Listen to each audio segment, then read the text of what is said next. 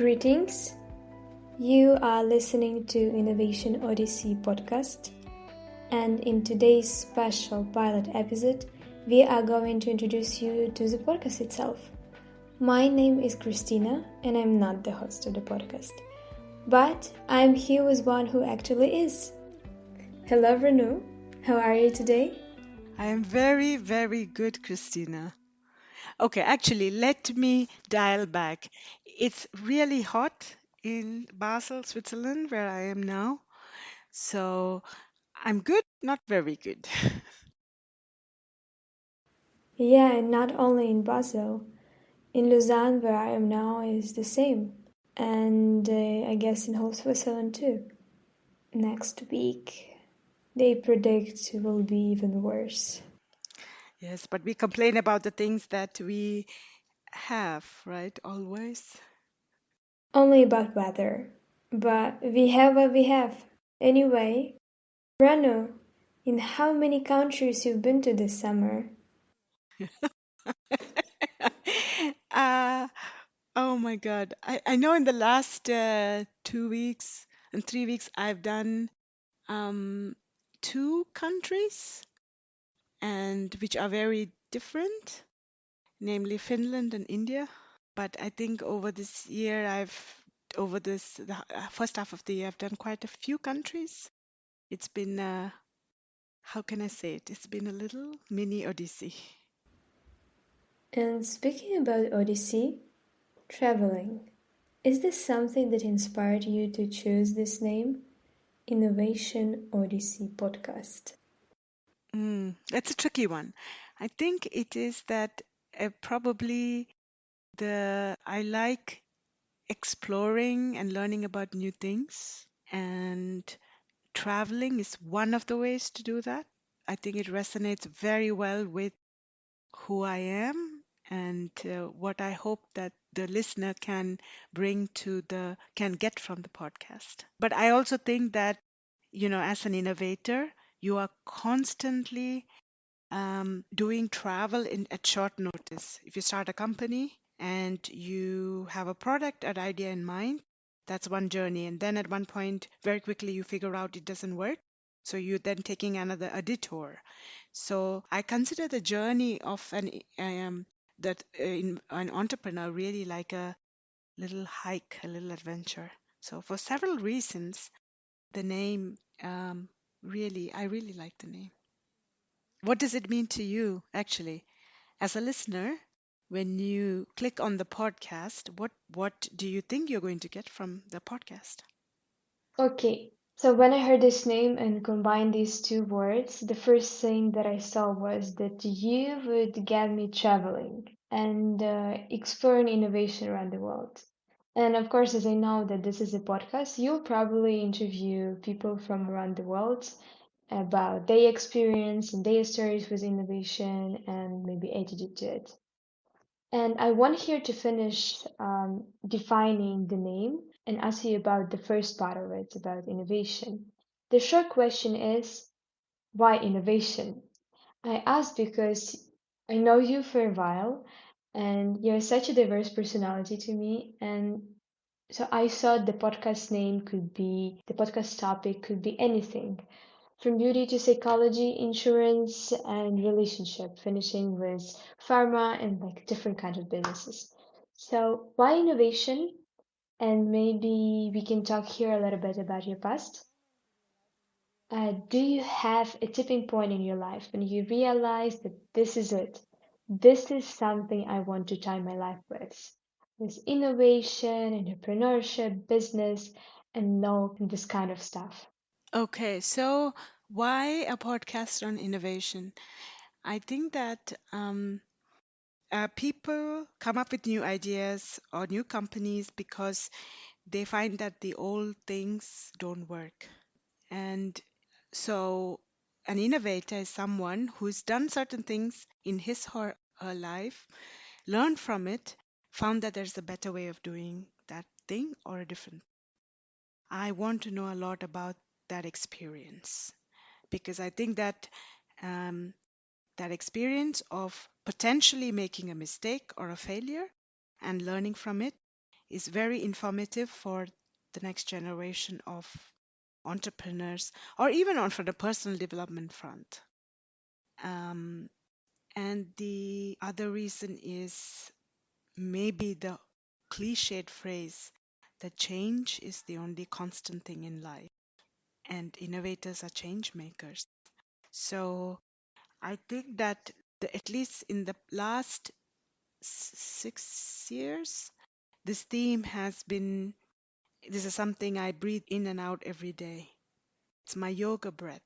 And I don't know when I realized that I want to be an innovator, entrepreneur, or what my calling was. I wanted to do things differently from others, partly because of how I think there's always an improvement in the way that things have been done now, and also the partly is just like I just like doing things my way.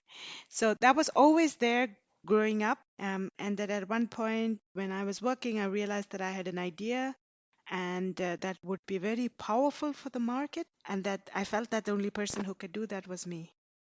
And I knew I had the idea and I kind of just knew I wanted to do it. And then I launched Luminant. And then since then to now, I look back and I just think that it is my urge to make an impact, to change the way things that are done that drive my innovative mindset.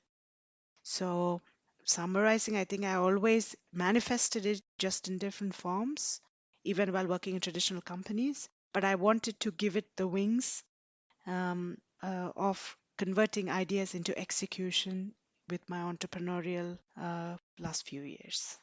Does that answer your question?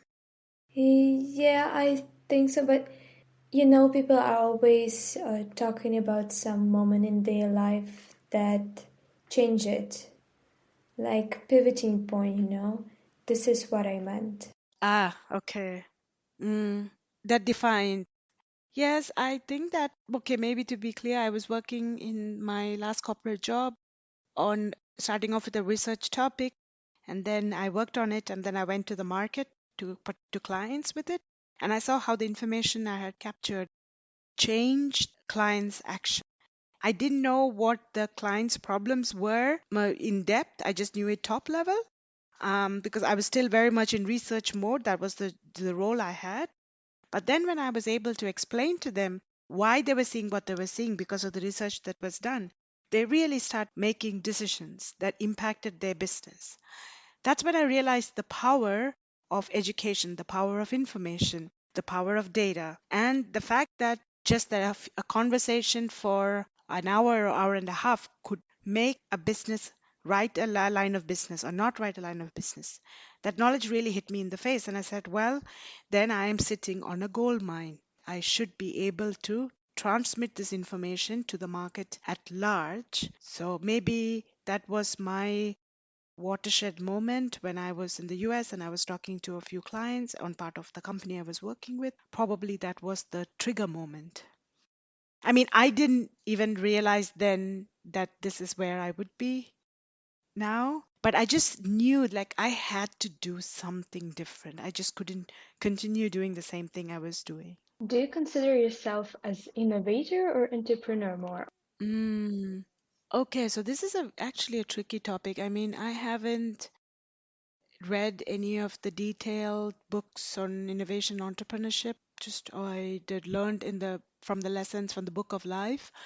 But for me, innovation is either doing something a new way or doing something, improving something that was done in an old way, but just like making a marginal improvement. Innovation means both things, either a rapid step change or a very slow step change. Both of them are innovation. Entrepreneurship, on the other hand, is not innovation for me alone. You find a child on a street who's, let's say, he or she sells something to earn some pocket money. That is an entrepreneur. Older retired person who decides that he wants to help others who are not digitally savvy and maybe charges his peers a little bit of a money to help them with their digital problems. That is an entrepreneur. Or anyone who hustles is an entrepreneur. So if you go to India and You have these hawkers sitting on the street selling their wares. That's an entrepreneur, right? And that is an entrepreneur because they have to make a living and they need to hustle to make a living. They have to find a way out of things, of the mazes that either society puts them into or they are into a maze. So you can be an entrepreneur and live your everyday life, and maybe while doing that you can also innovate. For me, I am an entrepreneur.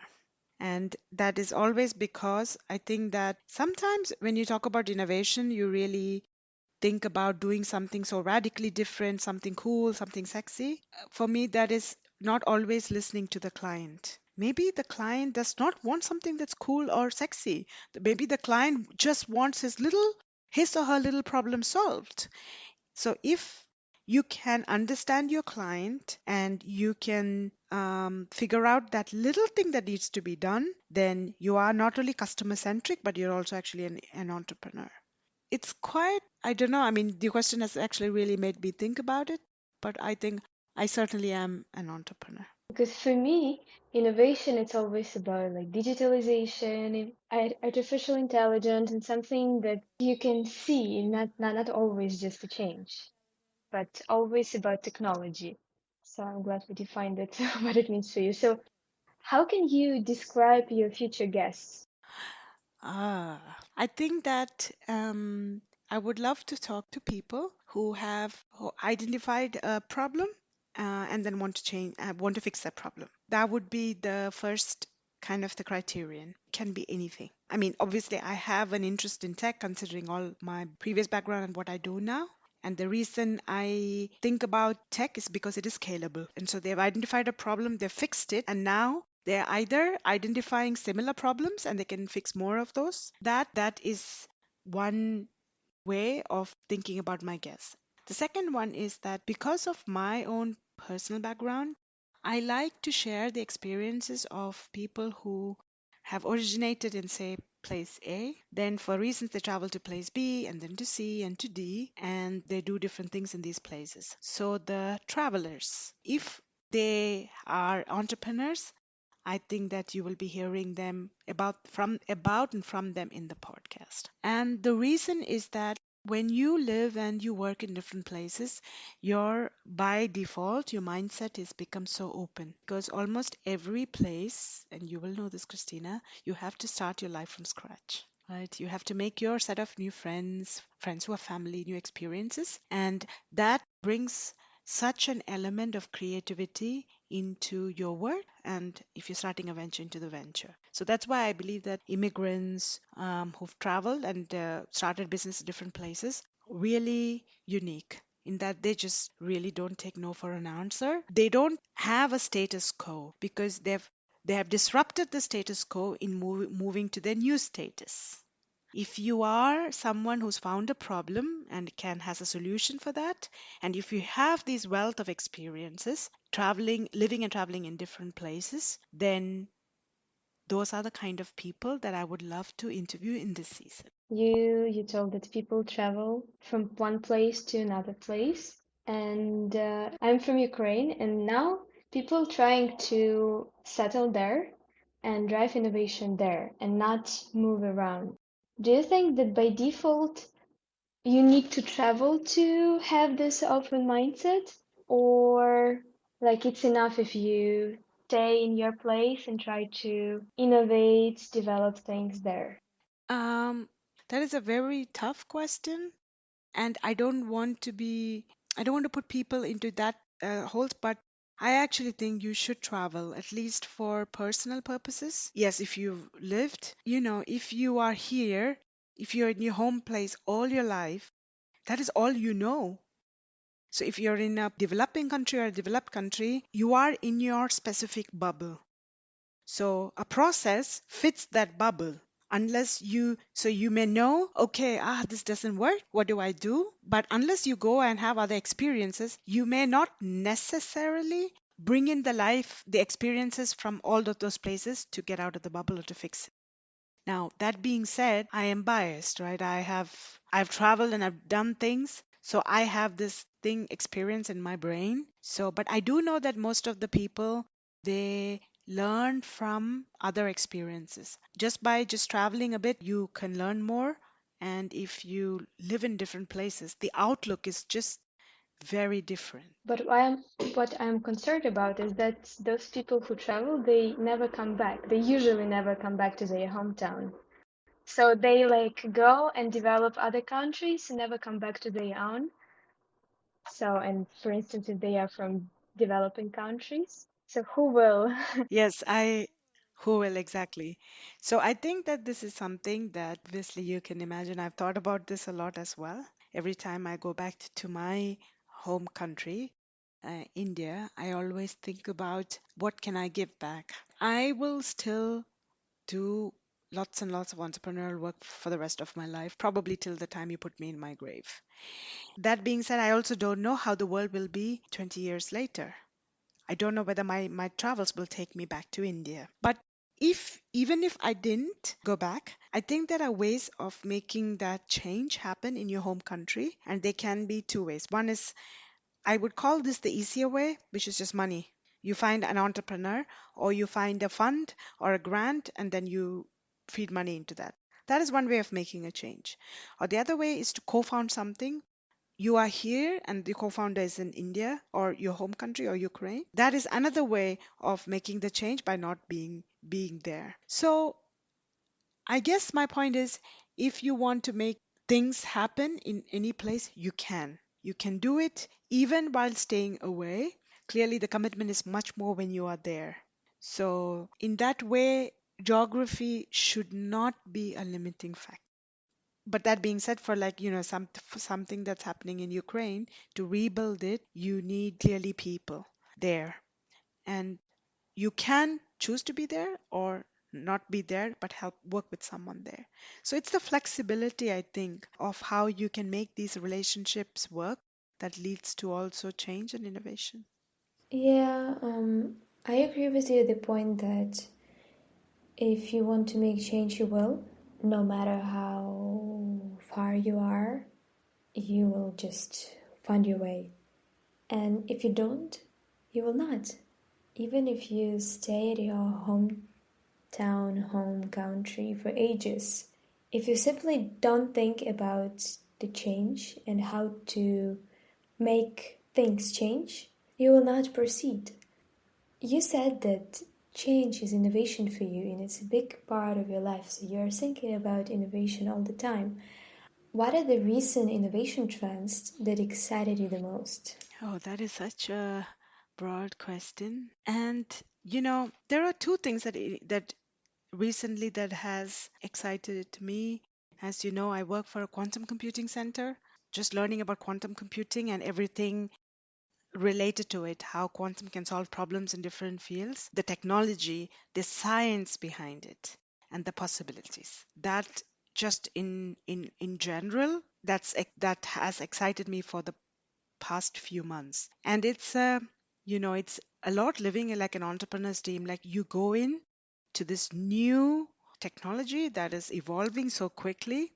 You see the improvements that each of the companies do. For me, it's just amazing because quantum is very different from classical computing, from hybrid. It is a completely different level. You have to think about things very differently. And I realized that my brain has to be trained to think about things that differently. So a lot of the trends that have excited me, I have to say, in the last few months, has been about quantum. And obviously, for privacy reasons, I can't get to the clear use cases that excites me, but there is a lot happening that just like you just sit there and you're talking about it and you wonder whether you are going to be alive to see the full benefit of this technology. The other thing that I always get excited about, irrespective of the technology trend, is the people. Right. And it's really listening to entrepreneurs who go through so much in their personal and professional lives to commit to something that matters to them, to build something that matters to them.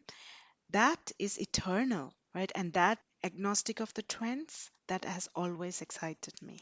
So, yes, quantum and its possibilities and the power of the ability to believe in you and your team that you can change things. These are the two.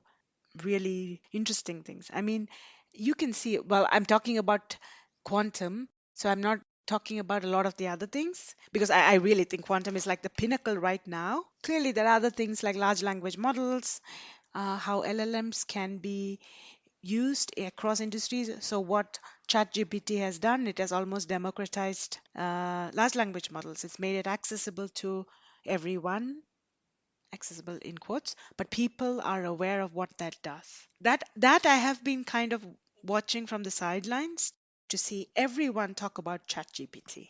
I think that's been kind of interesting as well, you know. It's become this new code word. Ah, do you know about ChatGPT? I mean, you have to know about ChatGPT.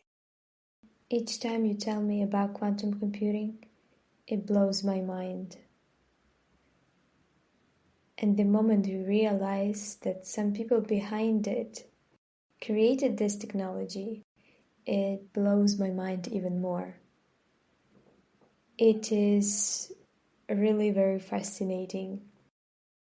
And ChatGPT, I can't imagine my life without it anymore. Yes, but I think that I also when I go to events or talk to people, I always like have in the back of my mind, does the customer need this? You know, I'm almost a cynic to the new technologies in that if the customer doesn't want it and we are pushing it on them, it will not stick. So in that way, I'm a little bit quite grounded when it comes to technologies. While I am excited about new things, um, I always have this little nagging voice in the back of my head saying, that will work, that may not work. You know, that process has already started, which it didn't I didn't have it like 5 years ago. I guess a sign of being having done this enough. And so I always have to kind of pick myself up and say, okay, keep an open mind. You don't know what or how the sun is going to look tomorrow. We know it's going to rise. So yes, there's a little bit of cautious optimism around new trends. What are the trends that, on the contrary, disappointed you the most? Disappointing trends. I think AI, as it's been promoted, is going to take some time to become really whatever level of AI we talk about. Some sectors in the world, they adopt it, they use it more. I was hoping that more and more industries would really adopt it and use it. But knowing what I know and now that the projects that we worked on, data is always a blocker. So I am slightly disappointed about what the possibilities of AI and how it didn't really go that far yet. But like, I mean, for as an example, if I have an app and I can combine my exercise with my doctor's prescriptions, with my nutrition, what I eat, then something about my mood, then it might be very nice to actually have a holistic projection of what I need to do in terms of exercise, eating, things for mental health that I need to do for the next day, right? And that is completely possible with the true AI. Maybe I'm ambitious, but that's something that I would like to do where all the data on me can tell me what I should do so that my day tomorrow is better than my day today. I would love us to get there. There are obviously problems of ethics and privacy, but the technology is there. Really, the models are there, they're being improved. The data can be collected there, but just what I said, it requires so many parts of the world to talk together. And that collaboration will just take a lot of. So I think technology in terms of evolution, I don't have a problem. Technology in terms of execution, yes, I think I'm disappointed. We'll get there. We will get there.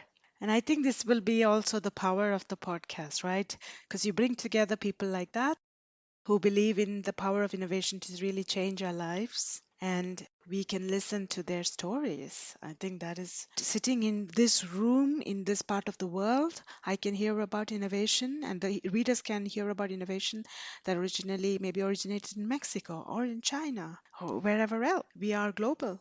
I love that. So, all our problems, the solutions to our problems, can be done globally. And that is a very optimistic note to perhaps close this pilot episode. Yes, let's end. That was Innovation Odyssey Podcast. Thank you. Goodbye.